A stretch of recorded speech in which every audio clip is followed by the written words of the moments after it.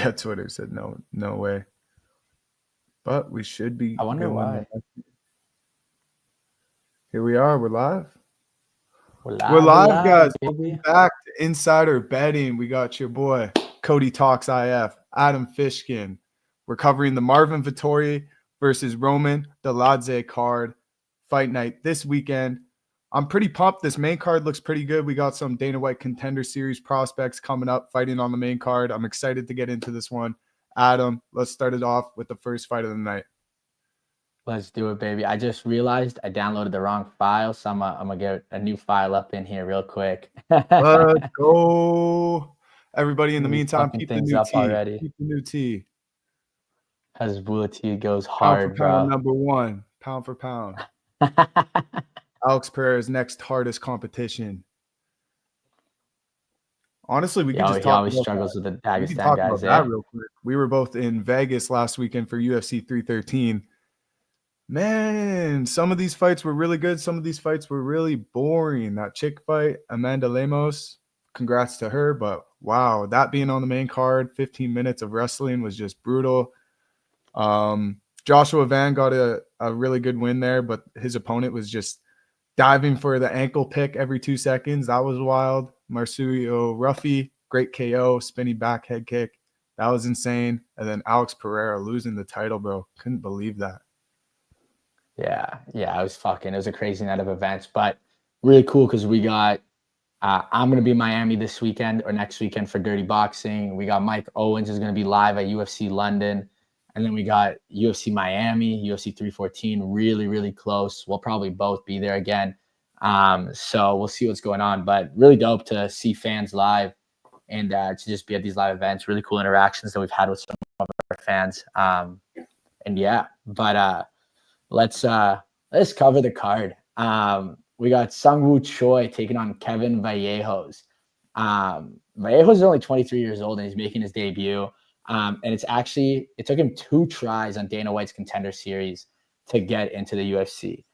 Usually you don't get a second try, but the person he fought the first time was Gene Silva, and we've seen that he's been an absolute dog. He took over UFC 313. Like he's obviously fighting at 314.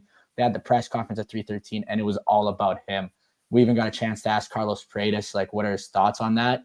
And he was just like, he's making the most of the moment. Like this is his time to shine. He's been shining. He's going to be fighting Bryce Mitchell. So yeah, Gene Silva is like a very formidable opponent who knocks most people out. The one person he did knock out was Kevin Vallejos. They actually went to a decision, to a unanimous decision win for Gene Silva on Contender Series, and that's what got him the card, or got him the contract for the UFC. Doesn't usually happen. Dana likes seeing action in Contender Series, so it just shows you how good Vallejos is. He's torn it up in South America. He was I think it was 12 or 11-0 before losing to Gene Silva, and he's won every fight since. So he's honestly the real deal. Sungwoo Choi, on the other hand, he's coming off of a loss. He's only got 1 win in his last 5, and that win was against Jarno Aarons. He's lost to Steve Garcia, Michael Trezano, Joshua Culibao, and Alex Caceres. I think he's going to be a great opponent. He's got a little bit more of a grappling game than Kevin, but Kevin, I think, is just on the stand-up. He's going to fight the Argentinian way. All these Argentinian guys are short, and not only are they short, they got short hands or short arms, so they're always in there with the reach disadvantage, and they always get up in there. We've seen it with Esteban Ribovic, who should have won his last fight, in my opinion, and now we're going to see it with Kevin Vallejos. He's just going to get up in there, and he's going to keep it a dirty fight, and he's going to win probably by knockout, maybe by decision, but I'm seeing a knockout written all over this, in my opinion.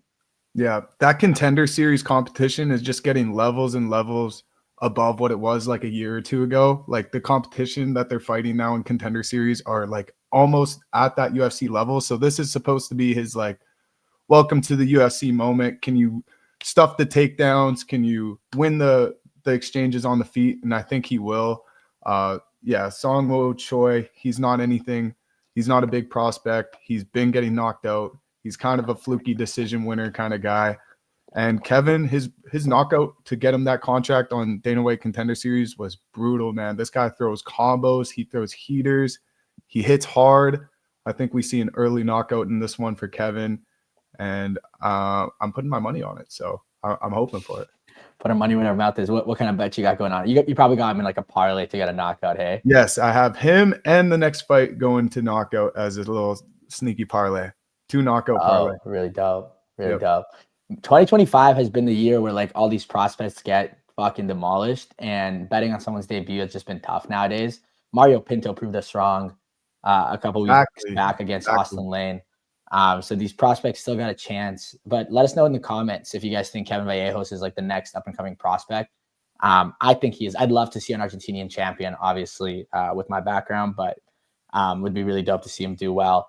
I think they're trying to build up the featherweight division as well. Like, it's not the most stacked division in the UFC right now. So if he Agreed. gets a big win here, he gets another ranked opponent for his next fight. He could be right there in the top 10, top 5 guys fighting to get a title, maybe near the end of 2020. No, not say this year just because he's so new to the division, but I wouldn't be surprised in 2026. Kevin's at the top of the division.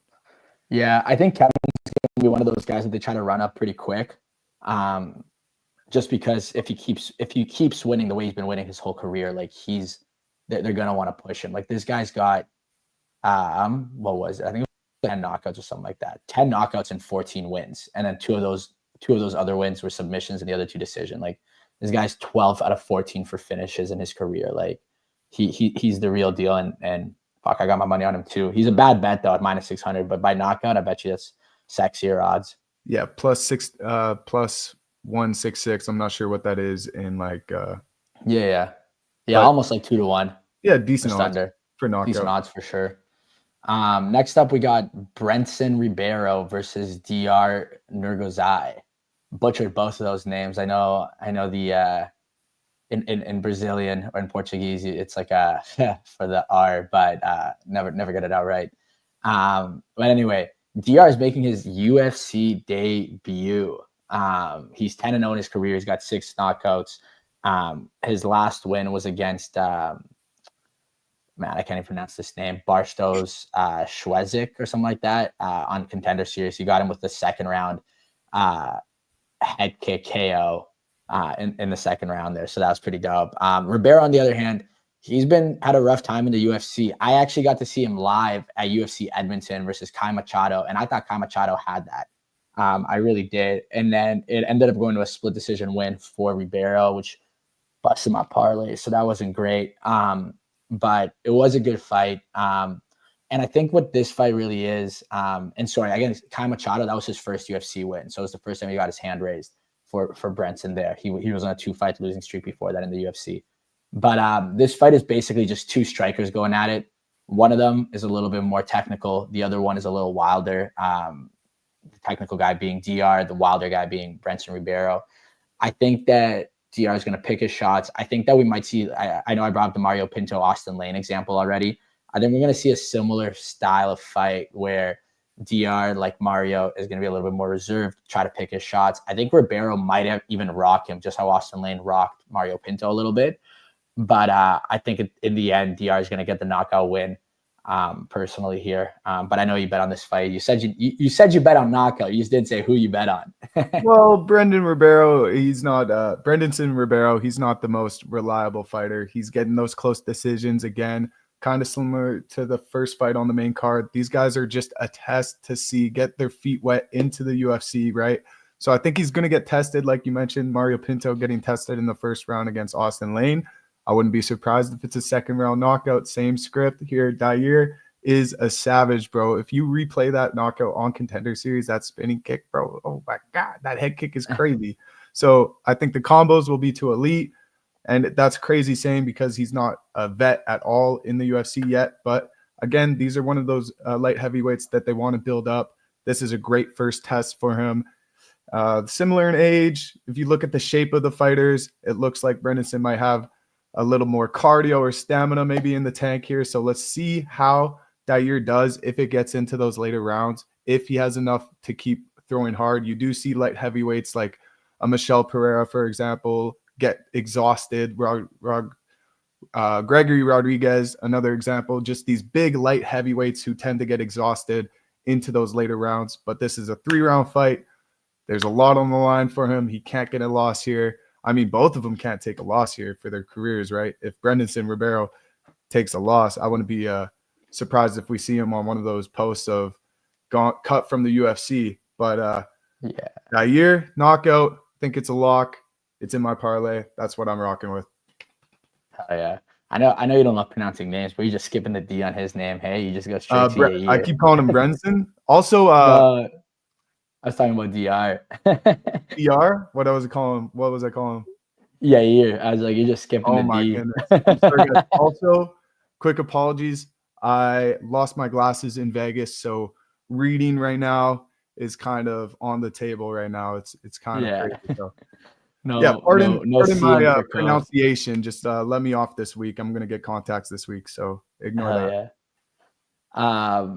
Next up, we got a bantamweight clash. I think it's Damon Blackshear versus Cody Gibson. That's correct. On paper, like you look at these numbers, and these guys are like identical fighters. Like they have almost the same amount of takedown average, almost the same takedown accuracy, almost the same takedown defense. There's significant strikes. Blackshear lands a little bit more, but gets hit a little bit more as well. So it's like pretty even in that sense. And then their striking accuracy is like almost spot on, the exact same. They're both 5'10", almost both got it. They got a 71, 72 reach advantage, or just reach in general. And the odds makers just hate Cody Gibson. They got him a plus 370, which just seems so crazy because he had a great win in his last fight against Chad. Against Chad. I'm not gonna pronounce the last name. Anelger or something like that. These names are tough for us boys. Well, we're not Bruce Buffer, so lay off us. Okay? Yeah, exactly. That's not our job. Our job is to pick the winners, and I'm going with the underdog here. I got Cody Gibson winning, which is, I think I'm betting a little bit with my heart, because when he fought at UFC Edmonton, I got to meet him twice and we chatted it up. We had great convos. He's been on the show a lot of times. He's good friends with us. And I really would love to see a Cody win. He's on a 2-fight win streak as opposed to Damon being on a 1-fight win streak against Luan Lacerda. Both of these guys are pretty well-rounded. And when you look at like just how they fight, you got Blackshear, who takes the edge on the ground. He's got a bit of a better submission game. He's got 10 submission wins out of 15 wins in total. So big submission ratio there. While Cody Gibson is definitely better on the feet. Again, he's a little bit more reserved. He picks his shots, but when he lands, and he does get knockouts from time to time. He's got 7 knockouts and 5 submissions and 21 wins. So he's still got over a 50% finish rate. And I think that Cody's going to be fighting really well this time. I think the way Damon wins is by taking Cody down over and over and keep him on the ground, because Cody struggles getting back up sometimes. But he's got good takedown defense, so he should be able to kind of stop a lot of those attacks.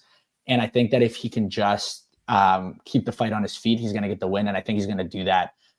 Even looking at his last fight, like we keep talking about needing to keep the fight on his feet. He had 5 takedowns against Chad in his last fight. Like he's definitely a solid fighter. He can do it all, but I think he's going to get the edge on the feet, and I think he's going to try to keep it there. If he can stick to the game plan, he'll get the win here. So I got Cody Gibson at plus 370. Biggest underdog, I think, on the main card is Cody Gibson, or it might be Kurt. On the main card for sure. Yeah. Kurt Halbau is only like a plus 160, I think. So I don't want to do the favorite bias again as well and copy your pick here, although I really want to. Cody Gibson, we had the pleasure of having him on Inside Fighting. I got to edit his podcast, and dude is not afraid of Damon Blackshear, the monster. He's not scared of monsters, okay? I think he wants this fight. He wants to go to war here. I agree with your prediction that Damon's going to be shooting and trying to get it up against clinch and trying to win these control time exchanges. He won't want to stand and bang in the middle against somebody like Cody Gibson, who has the power, who has the heart and will to like put himself on the line to get a big highlight. I think Cody's more looking for something special in this fight, where Damon's looking to just get another W on his record. I think Damon Blackshear by decision here is a good bet. Cody Gibson knockout is also on the table for a sprinkle, because I don't know if Damon's going to be able to land these takedowns, land these shots. He's going to be going for them, but I mean, Cody's the truth. And also betting against somebody who has the same name as you just doesn't feel right. You know, I feel like my heart's more with Cody Gibson, but if I was betting on this one, which I think I might take Damon Blackshear by decision. Yeah, I like that bet, and I can't blame you for it. Like, yeah, it's just I feel like I gotta have an underdog pick. I think I got the underdog on the next card or on the next fight too, which is interesting. Mm. I was wondering. I'm looking over here on DraftKings. I'm trying to see if I can find um, Cody Gibson by knockout, and if it goes to decision, it's like a no contest. I don't know if I'm Also, gonna be able to find Damon's it. at that 30 years old. You know, he's kind of reaching the peak of his career. Cody Gibson, this is 37 years old. He's kind of, we might see a little fade in his career. As much as we believe in him and he's such a cool guy, we might see a little fading in his career with Damon Blackshear. If he just gets a win here, he'll get another step up. He'll keep training. And, you know, he definitely has a sight set on going up in the division higher and higher and higher, and in hopes of fighting for a title one day, where I think Cody Gibson, I don't know if title opportunity is in his future. Yeah, Cody Gibson knockout or submission is 10x, which is wild. Anyway, feature fight on the night, we got Alexander Hernandez versus Kurt Halabow. Interesting fight because Alexander Hernandez has everything it takes to win in the UFC. He's extremely well rounded. He's good on the ground. He's good on his feet. And the guy's just a fucking loser, dude. Like, he just always finds a way to lose. Which, like, not to be too tough on the guy, but it's just the truth, you know. Yeah. Meanwhile, Halabow, on the other hand, he got his UFC contract after, I think he got a no contest in Dana White's Contender Series. Got a contract, lost 3 in a row, got knocked back down to, I think that it was what was it, XFC, and then he went on the Ultimate Fighter at, like, I think he was 36 or 37 years old. He won the whole thing using his BJJ, even though a lot of people knew him for his stand-up game. And since then, he's gone 2-1 in the UFC. So the guy's making a complete 360. He's making a comeback. I know I'm being hard on Alex Hernandez, but, like, and he's got losses against some good fighters. He's lost to Damon Jackson, Bill Algeo, Billy Quarantillo, and Renato Moicano.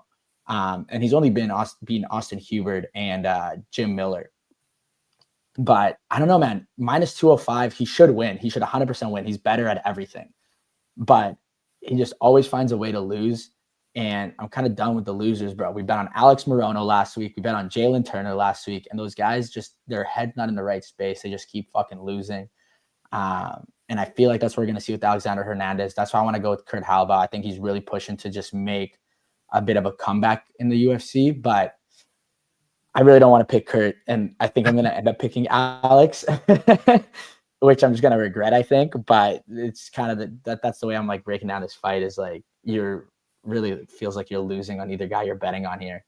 Yeah, you're pretty convincing on these breakdowns, to be honest, because I was pretty all in on Alexander Hernandez, but Kurt does have that heart as well. He has that dog in him, you know, 38, he's getting up there. But again, just like I broke down the last fight, 32 years old against 38. If Alex Hernandez could start stacking some wins here, he'll be a true contender in the division as well. I like his reach advantage that he has against Kurt. I don't know if he'll be able to utilize that reach advantage. I think Kurt's going to be trying to clinch him in against the cage and land and box and really grind on Alex Hernandez throughout this fight. And Alex Hernandez will be escaping on his back foot. If he does do that throughout 3 rounds, I think Kurt knockout could be sneaky. I know I've been saying sneaky knockouts for all these fights because obviously any fight could end in a knockout, but Kurt, maybe a Kurt decision here. He, like you said, Alexander Hernandez has been losing decisions. He's a big underdog. I kind of like Kurt in this one over Alexander, man. I think you convinced me a bit on that one. Again, this is one of those ones you might want to fade for your parlay, but a single bet on Kurt is going to be great plus money. And then he has a real good chance against somebody who's on a 3-fight losing streak. And yeah, I'm in on Kurt now. Yeah, I just persuaded you just like that, hey? I'm in. It's funny, like, I was all in on Kurt, and then, like, when I was seeing your reaction, as I was saying my stuff, I'm like, maybe Kurt's just like it's like one of those analyst picks where you, like, try to, like, call out the underdog, you know? And then I was like, maybe Alex, maybe I'm, like, tripping on this one and, like, overlooking at it or overthinking it, I guess. But Yeah, it's gonna be it's a tough fight to pick, and like this one, I would just not put your money on it, One honestly. thing I would do want to mention about this, Kurt taking this fight, I'm not sure if it's on short notice, but he was on talks to the UFC about fighting in Louisiana, New Orleans, and they said, "Yo, if you take one more fight, we'll get you on that card for sure." So then he got this fight booked. So I'm not sure if he has his sights looking past Alexander Hernandez. That's definitely not what you want to do with this tough of competition. So if he's looking Agreed. past Alex, it might be a short night for him, but I do believe in Kurt for some reason. I don't know what it is. Yeah, no, I feel that. Before we go on to the next fight, if you appreciate these lives, please like, comment, subscribe. Obviously, we're gonna go live every single Thursday, breaking down the main card always. Sometimes the prelims, but most of you guys don't give a shit about the prelims, so we don't really cover them. We're here for the casuals. But yeah, every Thursday we're jumping between 3 and 4 p.m. Central Time.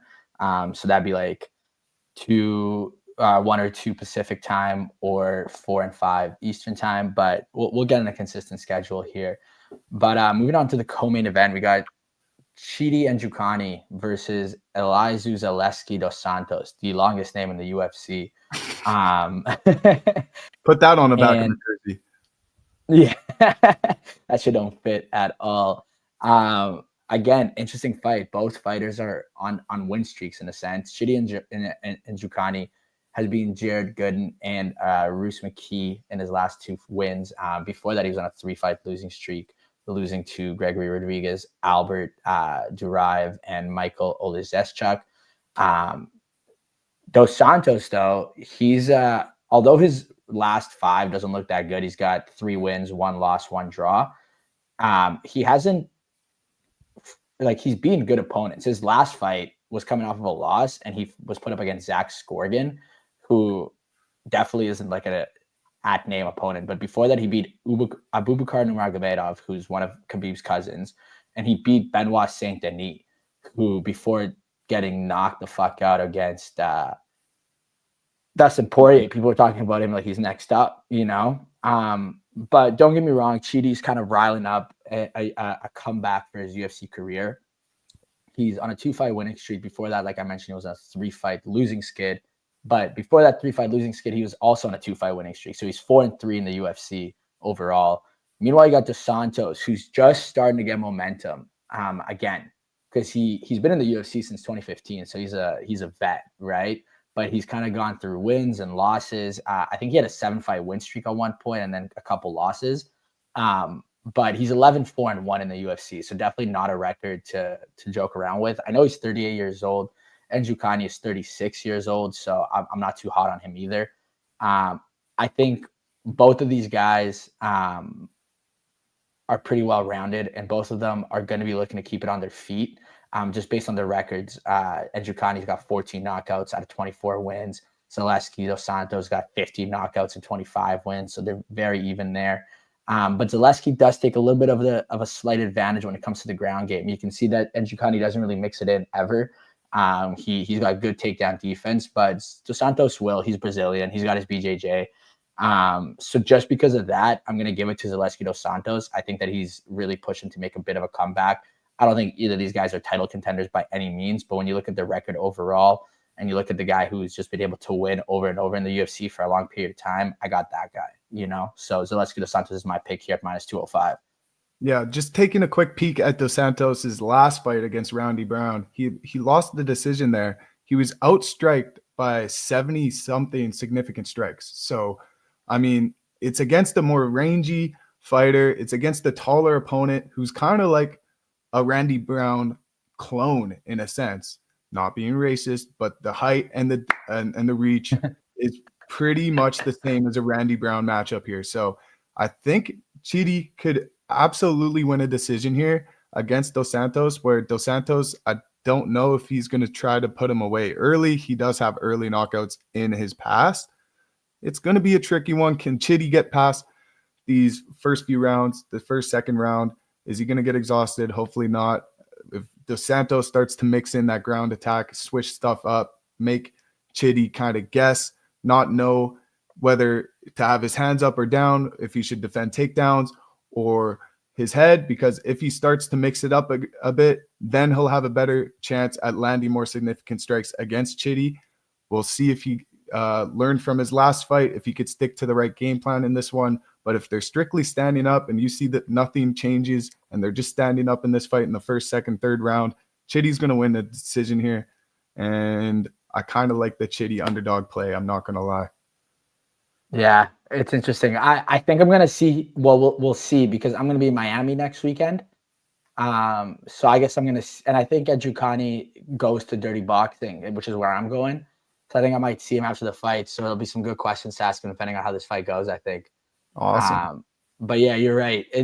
I think what Santos has to do different, because you're right. He lost against Randy Brown. He wasn't outstruck by 7. He was 67-26. So there was like a 40 strike difference there. But he had 4 takedowns against Randy Brown. So I think that the goal here, as he said, Edukani is kind of like a Randy Brown clone in a sense, is just to fucking keep him on the ground and get that dirty decision win. You know, like that's where he wins this fight, I think. So we'll have to see what happens, but definitely going to be a good one. And I could definitely see a knockout in this fight for sure. I think that's the only way Edukani wins, by the way, is a knockout. Yeah. Okay. I like it. I like Chitty by decision here is my pick for this one. I want to give a quick shout out to the Instagram chat. Raiden, we met you at Power Slap. You're absolute beauty. Shout out to you, bro. And RIP my glasses. It's a sad day, but you know, you're only in Vegas. That was my first time in Vegas, and it's all a part of the story, man. So it was an incredible experience. I'm so happy I met you, man. But yeah, dude, Chitty in this one. Decision. Lock it in. Should we pull up the clip we got of him? I think he deserves that. Let's pull it up. Should we pull up the Dana White clip for? Yeah, let's fucking pull it up. Let's pull it up. You know how to do this? I'm pulling. Yeah. Oh, we gotta find it though. We posted a lot this weekend. A lot. And that clip went absolutely viral, bro. That is insane. Oh, it was insane, so sick. Bro. It was so sick. That was my first ever Power Slap event, and man, that was insane. Yeah, here's the clip we're talking about here. Here, 1 second. Sorry about these tech difficulties. Oh, you're killing it. Yeah, so Raiden, we met at the fights. We got to chat a lot with him, and then after the fights, we saw Raiden chatting with Dana White. We got to chatting with Dana as well at the end there. But this was a video that blew up. So that was Raiden. That was Raiden getting the cash. He's gonna be the next slap. I already told him, like, next fight, I'm gonna be fucking there. This video, I don't know what's at right now. Is that like? Gotta see Raiden fight live, bro. Gotta see Raiden fight live now. It's a must. What this video get? It got like almost 2 million views, I think. I'm putting bread on Raiden to win, bro. Yeah, 2.2 mil. Raiden getting his cash, getting his payday. He's gonna get a bigger payday when it fucking comes to his fights. But I'm so pumped to see him live. That Power Slap was nuts, like absolutely insane. And I loved it. We're going back. We also had a chat that said this fight will go the distance, and I do think Chitty is a good bet for decision win in that co-main there. Yeah. No, I don't hate it. I'm just trying to see. I want to see Randy Brown's stats, because I think they're like, I want to see like how similar these guys are. Yeah, he's got similar takedown defense. He's got similar strikes per minute. We're gonna see what happens. You're right. Exactly. He's sitting at, let's go back to that slide. Yeah. Randy Brown is at 4.35 strikes landed, 47% strike accuracy, so a little less accurate. And he's got a 73% takedown defense, but he was still taken down 4 times. So I think Dos Santos is going to be all up in there. We'll see. We'll see. Mix it up.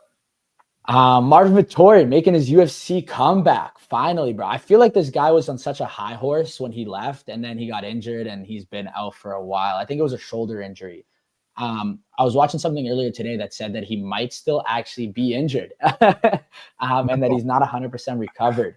No. I think the fight will still happen, because I think Vettori just needs a payday, because it's been a fucking minute for the guy. But we'll see what happens. Vettori, for those who don't know, he was right in there for the middleweight championship going up against Izzy Adesanya. He lost to him twice, I think. But he kept getting that title shot. He kept moving his way back up. Marvin Vettori, his last win was actually against Roman Dolidze. So this is their second fight back. After that fight with Roman, he did lose to Jared Cannonier. And I think what was a split decision win, maybe a decision win. Or no, maybe that was the injury. I don't remember how that ended.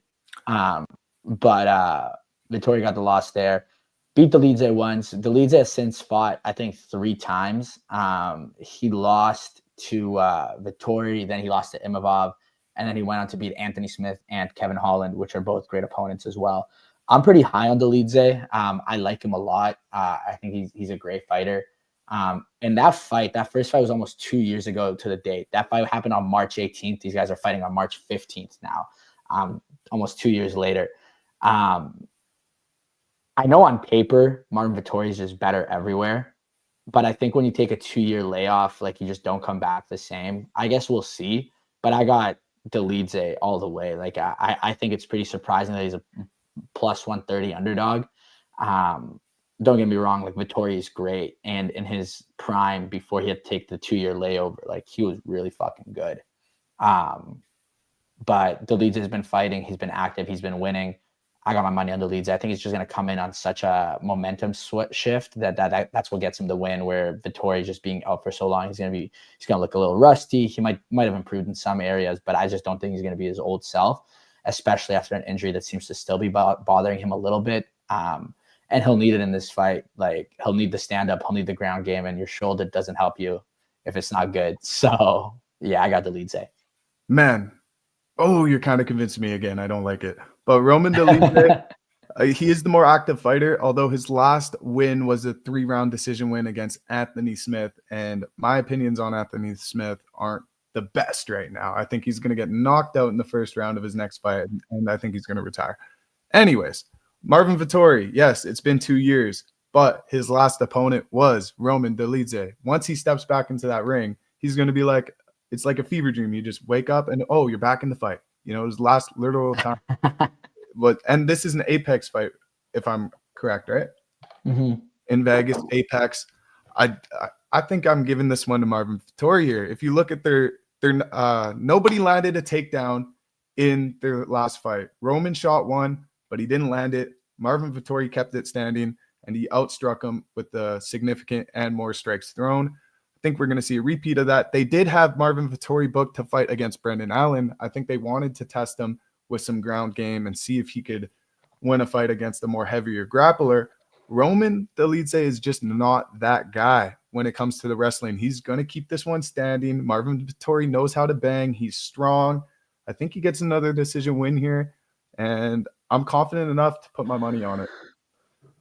Ooh, so I didn't swing your decision there. Yeah. Interesting decision. That last fight was 3 rounds. This is 5 rounds. It's a main event. We haven't seen Vettori in a long time. I think he's going to know that the lights and the cameras, they're on him. This is his moment to take advantage of, and he's not going to have to worry about getting taken down or any submissions here. I don't think there's going to be any threat of a submission. Maybe he gets a submission of his own, maybe a guillotine choke. He has one in the past. Marvin Vettori, I like it. I like it money line, and I like it by decision.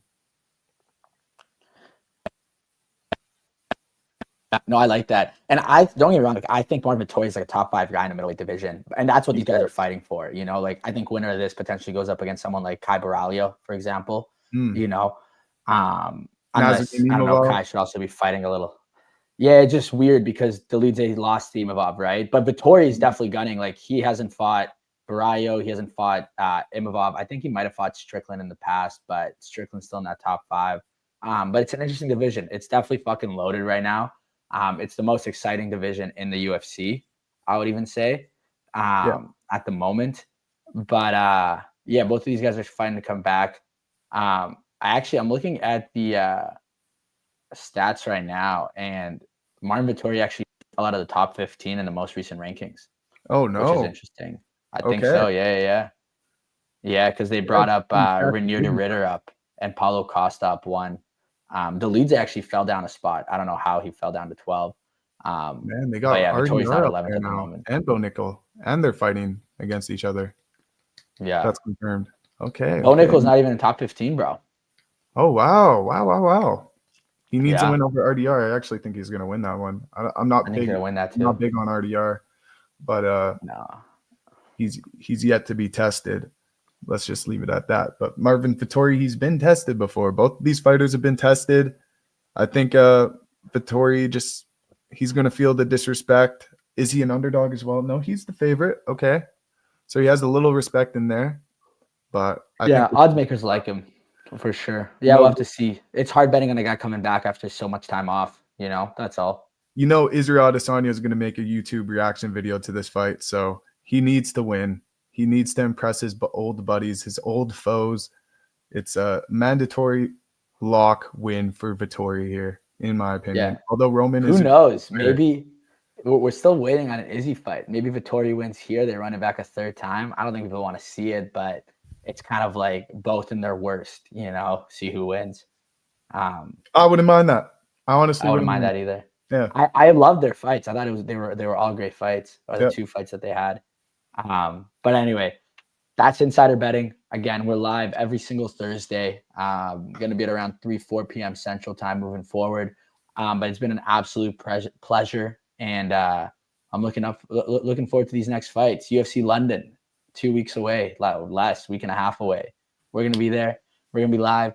We got 15 fighters booked for interviews. Only one fighter on the main card is currently not booked for an interview. I won't say who, but if you're not talking to Mike Owens the week of March 22nd, it's you. So anyway, been a pleasure. We'll be live. I will do a shameless plug right now. Vegas vlog is going up today. Stay tuned for that. Go check out Cody Talks IF on Instagram. All my personal content is uploaded on there. Shameless plug. Come follow me. Appreciate the comment, Pro Schmo Bets. Great show. We'll be back next week, brother. We'll be back next week. Let's get it. All right, guys. Appreciate you guys. Peace, Adam.